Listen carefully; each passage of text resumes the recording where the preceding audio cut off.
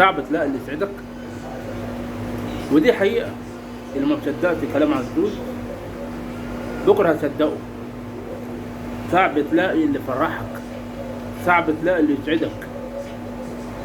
يعني حتى لو حد من أصدقاء ولا غير أصدقاء ولا أيا كان، صعب هتلاقي اللي يسعدك أو اللي يفرحك أو يقول لك كلام حلو.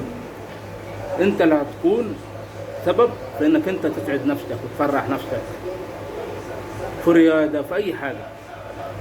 ودي بصراحة يعني صعب تلاقي اللي يسعدك. وعشان لو أنت عايز تعيش مبسوط وفرحان ونفسيتك تبقى حلوة، اشرب اسبريسو، اشرب اسبريسو، اعمل رياضة، استمتع بيومك، غير نفسيتك 180 درجة، بلاش تقعد في البيت كتير، وعيش اللحظة بس.